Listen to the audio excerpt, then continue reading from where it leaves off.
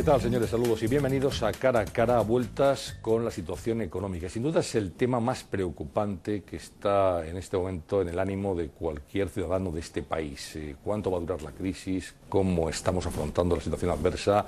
Los datos, lamentablemente, son cada día negativos. No podemos tener ninguna buena noticia y ya nos gustaría. Hoy hemos conocido que la economía española ha entrado oficialmente en recesión por la caída del consumo. El PIB, el Producto Interior Bruto, ha caído un 0,8% en el cuarto trimestre del pasado año, 2008, y la verdad es que la desaceleración, según las previsiones formuladas por el Banco de España y el Fondo Monetario Internacional, alcanzará el 1,7% este año. Bueno, pues así están las cosas.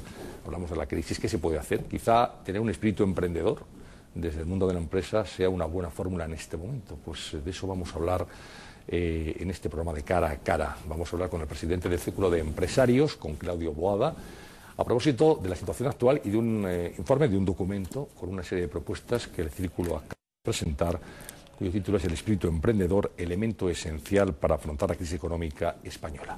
Claudio Boada, bienvenido. Muchas gracias. Bueno, primero le pediría que nos hiciera un poco de pedagogía y que nos explicara qué es el Círculo de Empresarios y quiénes lo conforman.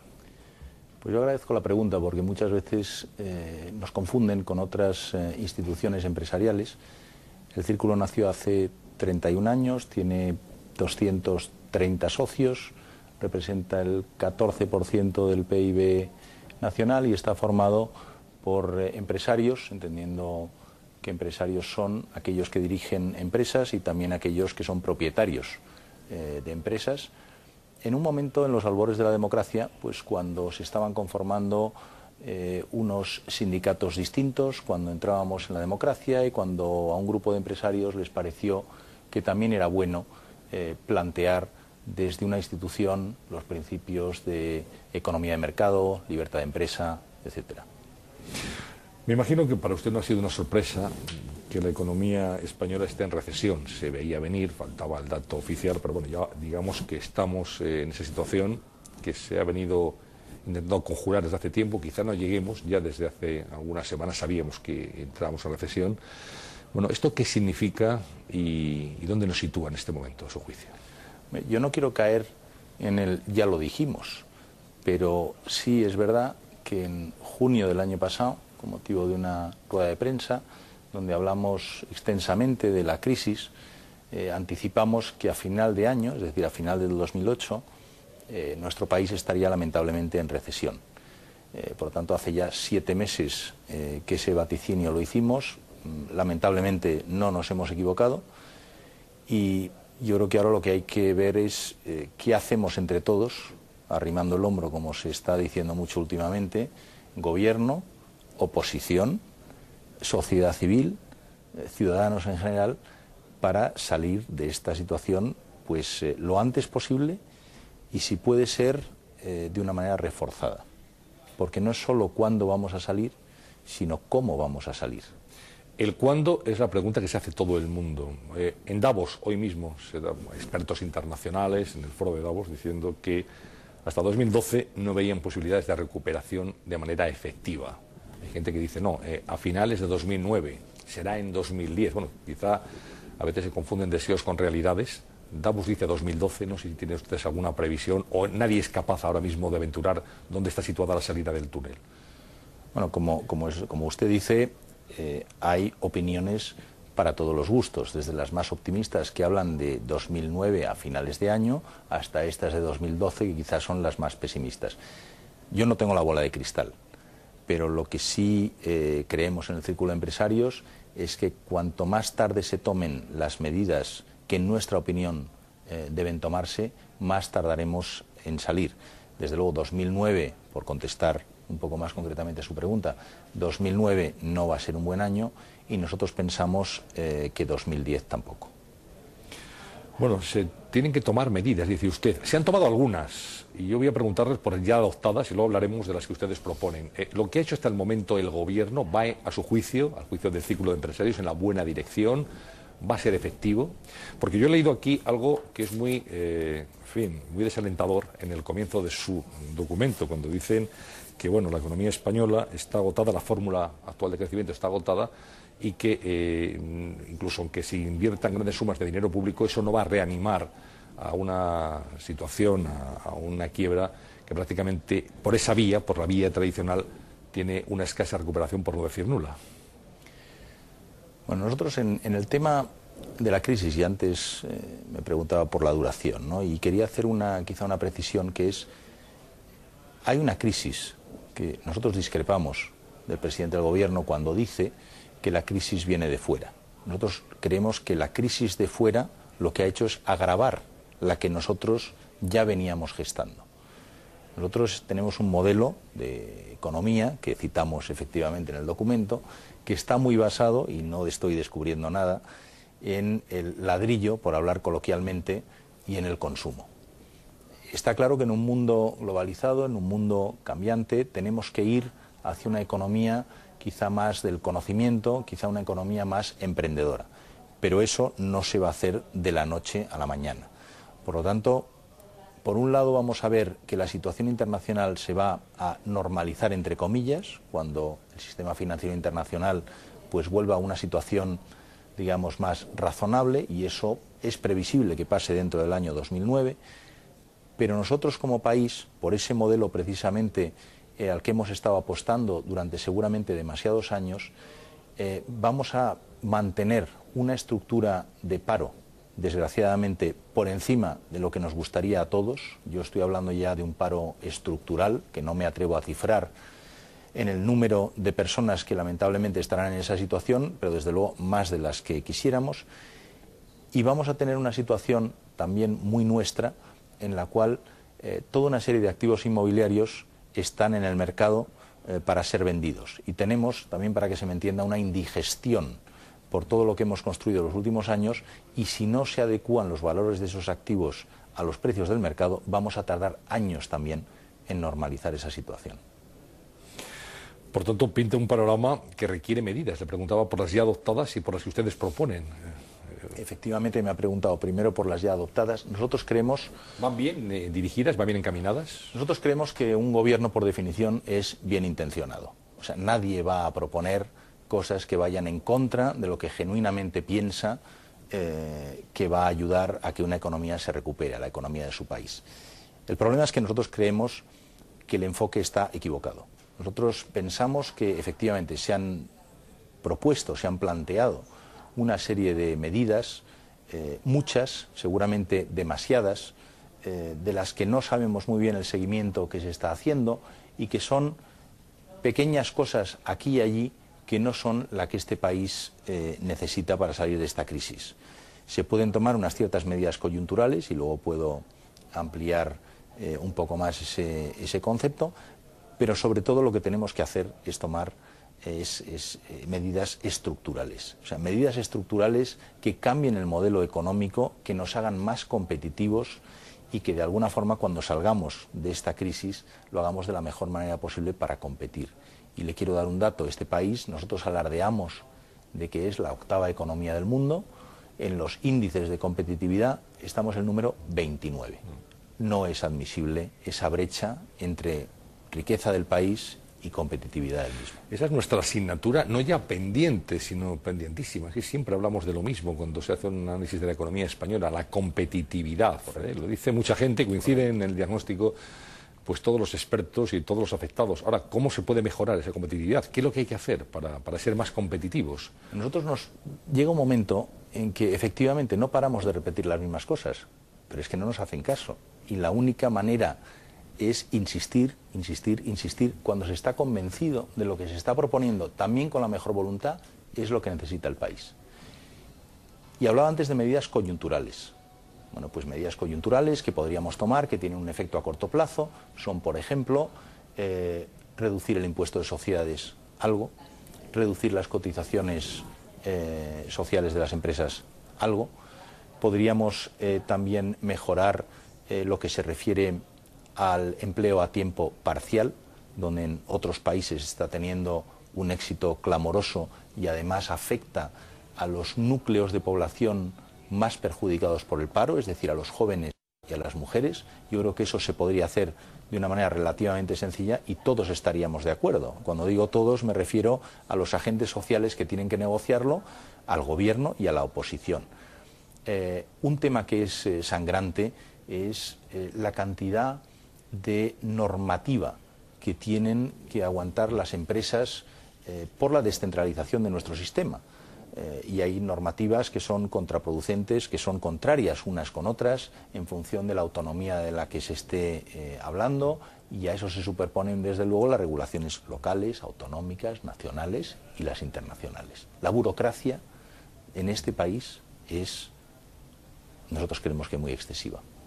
¿Alguna medida estructural de calado que ustedes proponen? Las medidas estructurales, y tampoco voy a descubrir nada porque lo hemos venido escribiendo en nuestros documentos y lo hemos ido comentando en las ruedas de prensa, las medidas estructurales son menos, pero yo creo que se entienden bien. Y son medidas estructurales que exceden lo que es el plazo de una legislatura y por lo tanto es fundamental que de alguna forma haya un pacto de Estado, que venimos en llamar, de forma que si cambiase el gobierno en algún momento, el color del gobierno, esas medidas que se tomaran siguieran su curso porque todos estamos de acuerdo en ellas. Y concretando, pues creo que hay varias que son clarísimas. La primera y fundamental es todo lo que se refiere a la educación. Y me refiero a educación primaria, educación secundaria, a nuestra denostada formación profesional y a la educación universitaria. Creemos que si nos vamos quizá al último eslabón, que es la universidad, nosotros no pretendemos mercantilizar la universidad, pero nosotros sí creemos que partiendo de la base de que un 90 y muchos % de los estudiantes terminan trabajando en empresas o en instituciones, pues algo deberíamos poder decir para que esos estudiantes sean más empleables y no se conviertan en mileuristas. Sobran universidades en este país, en nuestra opinión. Algunas no tienen la masa crítica, otras no son centros de excelencia como los que necesitan nuestros jóvenes, y aquí nos hemos empeñado, y está bien hasta ahora, en una enseñanza universal, es decir, casi todo el mundo puede acceder a la universidad.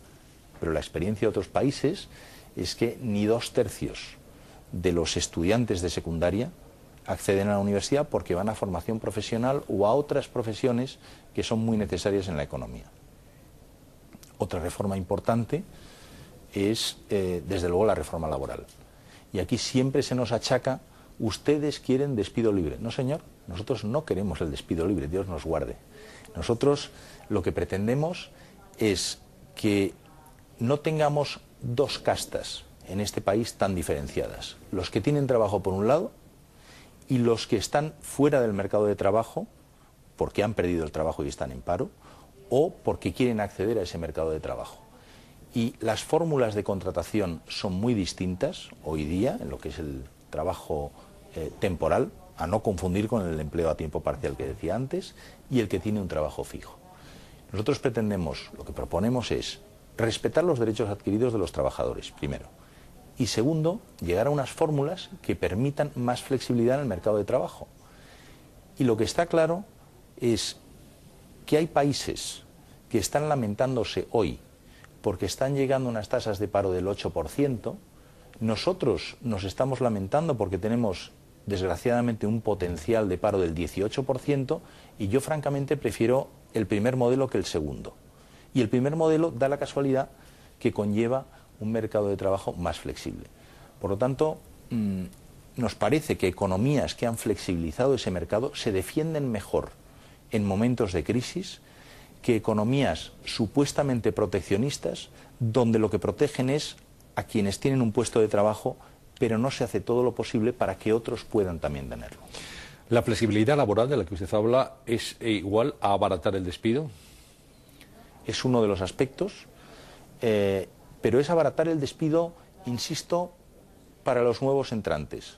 O sea, no estamos quitando derechos, o no proponemos, nosotros no quitamos, no proponemos quitar derechos adquiridos a nadie. Lo que estamos diciendo es que la gente que se incorporase al mercado de trabajo, efectivamente tendría un primer año donde el despido costaría X, que no serían 45 días, claro, a los 2 años Y, a los 3 años Z, y así sucesivamente, hasta, pues quizá la media de lo que es los países del entorno, que está como en la mitad en que estamos nosotros, alrededor de 20 días para ser precisos. ¿Qué ventajas tiene? Porque claro, hasta ahí solo son inconvenientes. La ventaja es que con ese tipo de costes y con esos planteamientos, cuando un empresario quiera contratar, no se lo pensará dos veces y contratará gente. Y cuando estemos saliendo de esta mala situación, el empleo crecerá rápidamente. Cuando la situación empeore, efectivamente se perderán puestos de trabajo, pero insisto, es un ciclo mucho más vital que no en el que estamos ahora mismo. Y van a tener enfrente a los sindicatos de una manera clara. Vamos a tener enfrente a los sindicatos, más que nosotros la COE, que es quien negocia con ellos. Vamos a tener enfrente seguramente al gobierno, porque esto quizá debiera haberse hecho hace unos años cuando estábamos en periodos de bonanza. Pero desgraciadamente lo tendremos que hacer aunque estemos en periodos de crisis en los años venideros. ¿El Partido Popular sabe si comulga con estas ideas, si se adoptaría esas decisiones? O sea, yo creo que el Partido Popular entiende, igual que estoy seguro que lo entiende el Partido Socialista, estas ideas. Otra cosa distinta es cuando se está en política, y yo comprendo que los registros son distintos, cuando se está en política y a nosotros nos tachan de cortoplacistas. No hay nadie más cortoplacista que los políticos, que lo que miran es a su próxima reelección. Creemos que es importante mirar más allá, y antes hablaba de pactos de Estado, y antes hablaba de unas fórmulas para temas tan importantes como pueden ser la regulación laboral, la educación, la sanidad, temas que de alguna forma deberían plantearse a mucho más largo plazo. Y creo que tanto unos como otros entienden que estamos proponiendo cosas sensatas. Otra cosa es que lo quieran hacer por la posible impopularidad a corto plazo que ello conlleve. Decía el señor Boada en el comienzo de esta entrevista que el Círculo de Empresarios que usted preside publica una serie de informes con propuestas. Y claro, el que yo tengo sobre la mesa habla del papel de los emprendedores. El título, lo repito, es El espíritu emprendedor, elemento esencial para afrontar la crisis económica española. Elemento esencial. Somos un país, no sé si muy o poco emprendedor, pero aquí hay una aversión muy grande al riesgo. Lo ha existido siempre. Efectivamente. Somos un país... Mire, aquí hay dos posibles maneras de contestarle. Una, somos emprendedores en algunos frentes. Tenemos, yo creo que somos pioneros claramente en lo que es la industria de energías renovables. Y eso se ha producido a lo largo de los últimos años muy rápidamente, y porque una serie de empresarios han creído que esa era la manera de posicionarnos en un mercado internacional, pues cumpliendo Kioto, etcétera, haciendo toda una serie de, digamos, de consideraciones sobre la bondad del producto y de la generación vía renovable. Tenemos empresas que se han posicionado en los mercados internacionales, y estoy hablando de hace 10, 12, 15 años, en un alarde de lo que es espíritu emprendedor de vender el producto fuera de nuestras fronteras. Pero son fundamentalmente empresas grandes. Lo que no tenemos en este país es suficiente espíritu emprendedor en general. Me refiero al ciudadano. Ha dicho hay una aversión al riesgo. Efectivamente tenemos una aversión al riesgo. Yo he oído decir esa broma que siempre se dice, ¿qué quieren ser nuestros estudiantes? Bueno, pues nuestros estudiantes en gran mayoría, si se les pregunta, lo que quieren es ser funcionarios. Bueno, funcionario es una profesión muy respetable, pero no ayuda a generar más empleo, no ayuda a generar más riqueza. Es necesario, tenemos que tener funcionarios y cumplen una función importante en la administración, pero se trataría de que ese espíritu emprendedor, desde la enseñanza primaria, se explique las bondades de emprender. Y hay, concretamente en Asturias, está citado en el documento, hay un ejemplo ahí de más de una página describiendo, y yo he visto los textos que les enseñan a los niños y a los jóvenes, porque es enseñanza primaria y secundaria, sobre qué es emprender, cómo es un mercado, qué es un producto, cómo se vende, cómo funciona una empresa. Bueno, a mí me parece que eso es fundamental desde la más tierna infancia. Es importante que la administración de alguna manera pues ponga el marco adecuado para que emprender no sea una labor imposible. Digo, a la hora de crear una empresa, a la hora de contratar gente. Que faciliten los trámites. Etcétera, que faciliten los trámites. Y, en definitiva, tiene que haber una cultura social, de forma que al emprendedor, que no siempre triunfa, y emprender es arriesgar, y por lo tanto a veces perder. A veces se pierde, pues que no se le estigmatice. Porque la persona que ha fracasado en un empeño seguramente ha aprendido cosas, y cuando vaya al siguiente proyecto aplicará todo lo que ha aprendido en el anterior, tendrá más garantías de tener éxito. Yo creo que aquí hay tres aspectos, ¿no? Uno, la enseñanza; otro, el contexto social; y otro, las ayudas que nos pueda dar la Administración. Cuando hablamos de países emprendedores, seguramente el paradigma sea Estados Unidos, donde eso se lleva casi en la sangre desde la escuela. Hay también otros países en Europa, en el norte de Europa, donde hay muchas empresas creadas por jóvenes emprendedores. Y le quería preguntar por lo que espera el mundo económico, hablamos de España, de Obama y de su presidencia. Había mucha gente que decía, bueno, una vez que llegue Obama el 20 de enero a la Casa Blanca, la situación va a cambiar. No sé, de los planes que usted conoce hasta el momento, del equipo económico que ha designado Barack Obama, cómo puede cambiar, cómo puede modificar la situación económica internacional que nos afecta, aunque tengamos aquí unos elementos propios, pues nos afecta también la corriente internacional negativa. Yo creo que la administración Obama es una administración claramente pues con un frescor, con una manera de ver las cosas distinta de lo que era la administración anterior, si bien ha aprovechado una serie de talentos que estaban al servicio de la administración anterior y de la anterior. Quiero decir que el señor Obama ha sido suficientemente inteligente para rodearse no solamente de personas mucho más experimentadas que él, sino personas que no militaban en su mismo partido. Me encantaría ver eso en este país. Me encantaría que en este país se trajeran a la administración gente que está en la sociedad civil, empresarios, que puedan en algún momento echar una mano. Aquí eso es difícil con la estructura de los partidos, y hace años se daba más, ahora se da menos. El peligro que tiene las esperanzas que hemos puesto todos en la administración Obama es que bueno, es una persona con unos retos importantes y unas dificultades tanto domésticas, o sea, del mercado americano, como a nivel mundial, que no son nada fáciles de atajar. Y yo estoy seguro que van a tomar medidas, están tomando ya medidas importantes, pero es fundamental que no pensemos que de la noche a la mañana, con la varita mágica, van a convertir una situación de crisis que tenemos ahora en una de prosperidad en el corto plazo. Hace falta medidas, hace falta tiempo, y seguramente pues van a pasar meses, si no años, antes de que podamos decir, y ojalá lo podamos decir, que bien lo ha hecho la administración de Barack Obama. La salida de la crisis en España no depende solamente de nosotros. Tendrá mucho que ver con la salida de la crisis de Estados Unidos y del resto del mundo.